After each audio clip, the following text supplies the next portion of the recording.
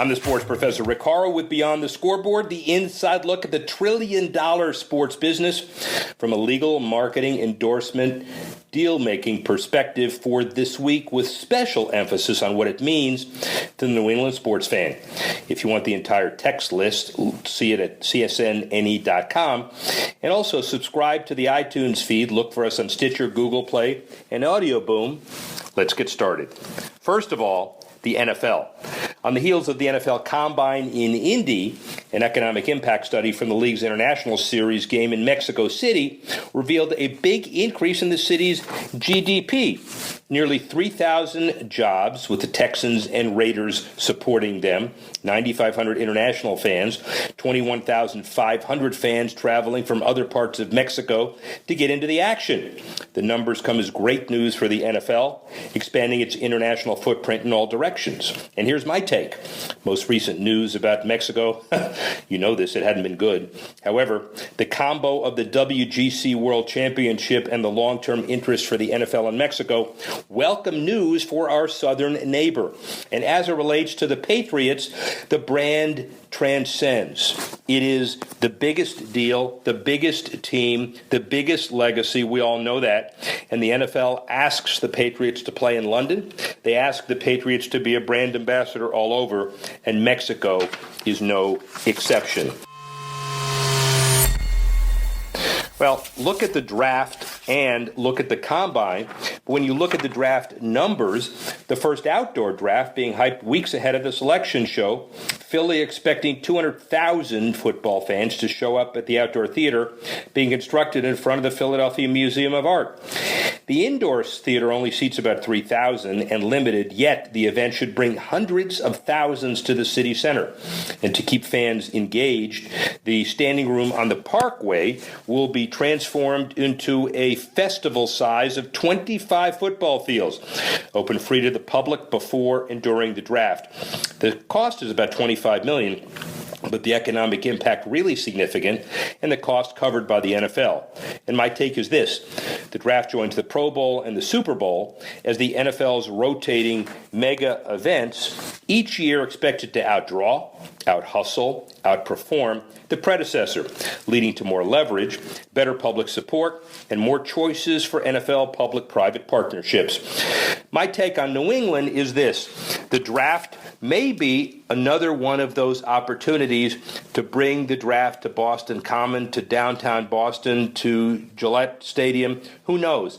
But clearly, the Patriots being a very important brand in the NFL, the Combine not going anywhere for the next 5 years, the Pro Bowl probably too cold for an outdoor stadium, and the Super Bowl not played in outdoor stadiums now anyway, but the draft, one of the big deals, and the economic impact to follow. But how about stadiums in other locations around the NFL, like Oakland? Well, the Oakland Raiders clearly looking for that new home, and the company called the Fortress Investment Group not giving up on its goal to keep the Raiders in Oakland. But Mayor Libby Schaaf does give a presentation to the NFL committee on this issue just now and says, we want to get a deal done, short on specifics, long on excitement. The other issue is possibly the key to Vegas. Bank of America just makes a commitment. They have more dollars available to put the final pieces of the puzzle together for Vegas.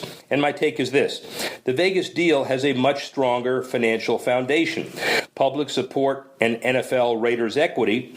What Oakland has is a tradition of fan support and the presumption that the process be given one last best chance to work. For New England fans, it might seem indirect, but as goes the lowest value team in the NFL, so goes the rest of the NFL. It's no stronger than its weakest link. So even if the Patriots are up there with teams like the Cowboys as far as value, the Raiders need to get their situation solved and quickly, or it'll affect everybody.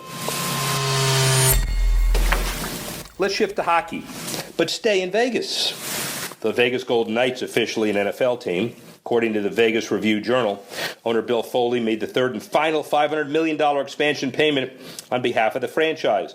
The most extensive transaction he's ever done, he said, and he's made $5 billion deals. He said even my wife had to sign 20 documents. Other NHL team owners and Commissioner Gary Bettman quick to congratulate Foley on officially joining the league, the 31st expansion franchise. General Manager George McPhee trying to make magic in the desert, and he's also trying to figure out how to put a competitive team on the ice as the deal gets done and see how we can move forward with it. And here's my take on Vegas. They went from being radioactive as a franchise location to the home of one and maybe two in the not-too-distant future. Fan orientation, significant public money, and tourism infrastructure all add to the possibility for success. As it impacts the Bruins, maybe a couple of fairly easy wins next year, but more importantly, that $500 million expansion tag raises the values for everybody in the NHL. And even though the 31 teams might cause some scheduling difficulty, it is more than countered by the fact that the NHL continues to value its assets more and more and more every day. With the goal of turning their arena into a 12-month destination, the Blackhawks unveil the newly renovated east side of the United Center. 190,000 square feet for a new atrium. The premier Chicago franchise engages fans with new restaurant centers, other things, and nice bit of extra revenue for teams. Facility renovations all over the country enter new phases, and the Blackhawks are one. Lease renegotiations, financial creativity, high-tech tweaks, new space for merchandise and concessions, obviously better for the fans as well. And so when you look at the NHL, the Warrior Ice Arena and the TD Garden, clearly important for Boston fans, but it also gives a model for other cities to do some really good things with over time. Let's shift to March Madness, an important issue for everybody. Pizza Hut, for example, stepping up its game with high-top sneakers allowing their wearers to order pizza with the push of a button. Unbelievable. Pizza Hut handing out 64 pairs of their top pie tops in order to honor the 64 teams that actually compete in March Madness. Bluetooth enabled, making ordering pizza as easy as it can be. They also have Grant Hill playing basketball in the shoes before sitting down, pressing the button on the tongue of the shoes, and having a two-topping pizza delivered moments after. Pizza Hut VP Media and Advertising David Daniels said, "We're planning to feature the pie tops with on-air talent. They haven't announced yet which people will wear and interact with the shoes during the broadcast. I can't wait." Here's my take. Never too early for basketball promotion, especially with ongoing streaming, constant hype and promotion, and the inevitable appeal to young demographics. And speaking of young demographics and college basketball, UCLA guard Lonzo Ball made a bold prediction. More importantly, his father did. His son will be the first player drafted with his own brand, he says. In a radio interview that the UCLA star doesn't sign with Adidas, Nike, or Under Armour, whoever, he then says, "I'll sign the Big Baller brand." The Triple B brand, already an active apparel company, started by the Ball family, the brand that Lonzo could be touting upon draft day later this year.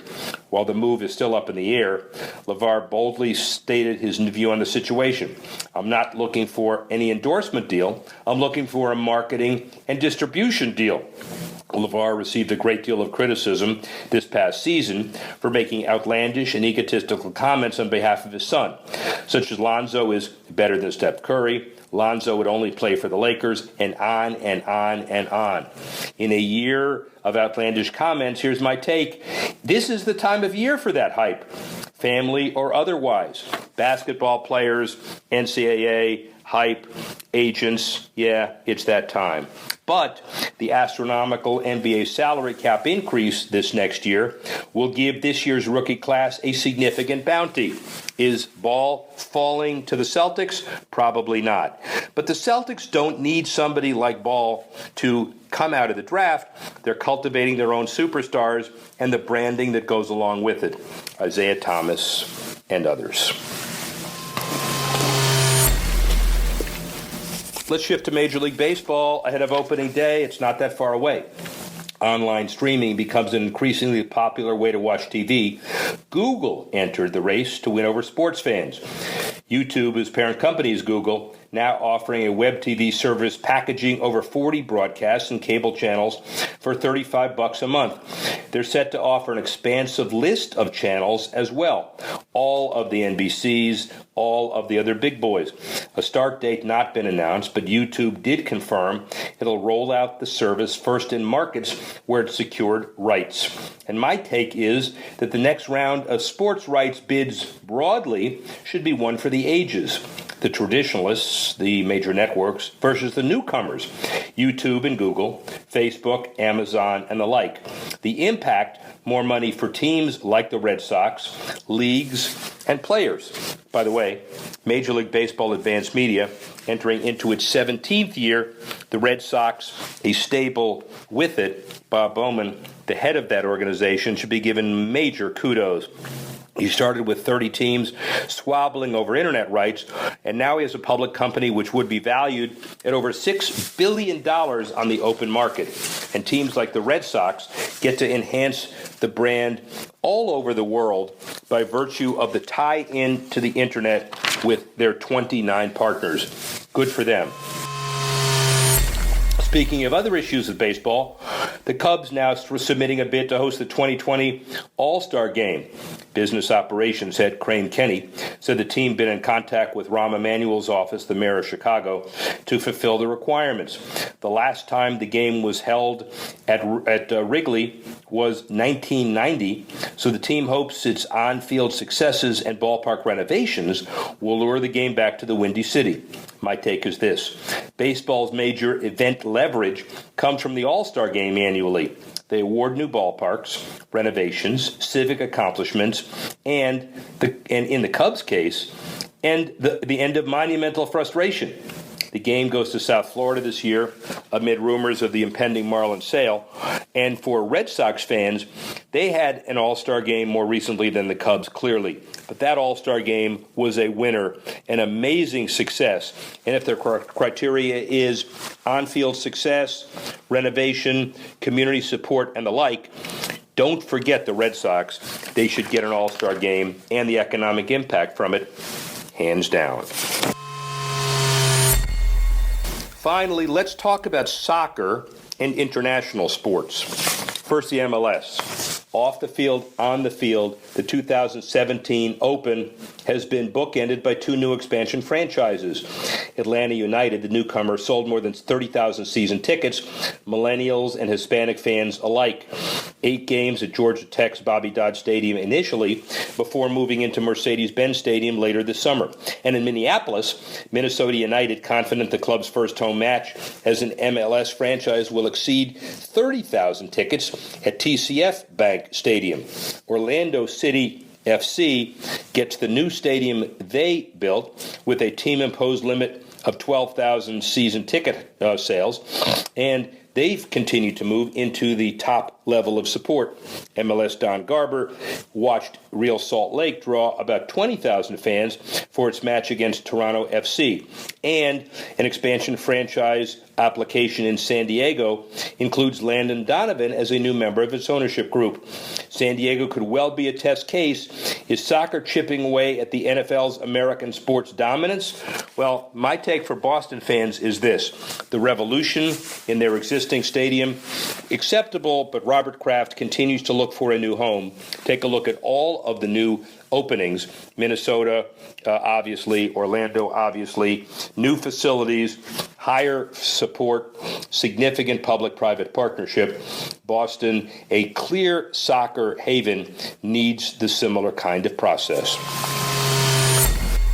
But follow the big boys from international soccer. We're talking sleeve sponsorships, up to $12.4 million more for sponsorships valued with sponsor dollars and logos on the sleeves. It's 1/5 of a main kit sponsor, but it means the clubs such as Manchester United, receiving about $59 million a year from Chevy to be on its shirts, could see a further $11 million invested in the clubs. Contract stipulations today see main kit sponsors for a couple of the EPL teams mean a few notable clubs will not be able to participate in that deal for next season because of those contracts, but there's more money, so certainly they're going to find it.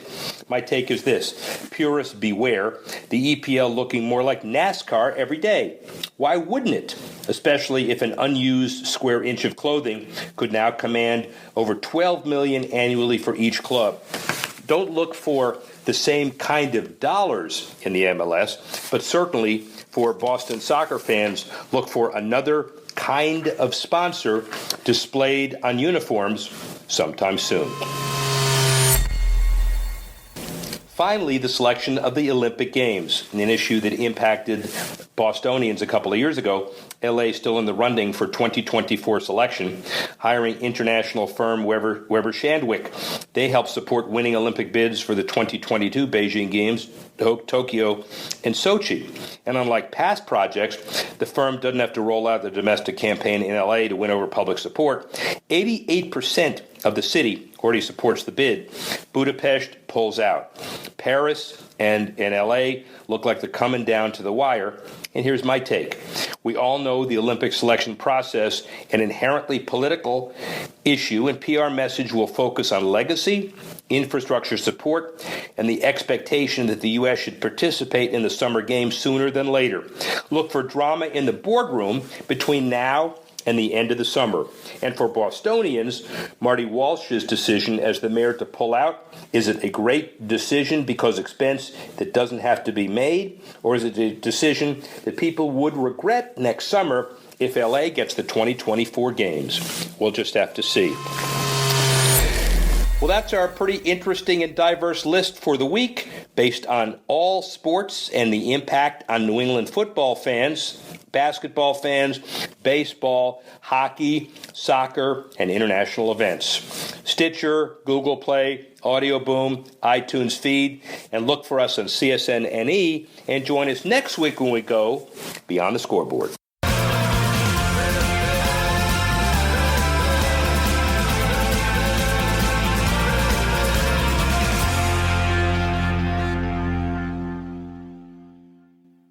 Napa know-how.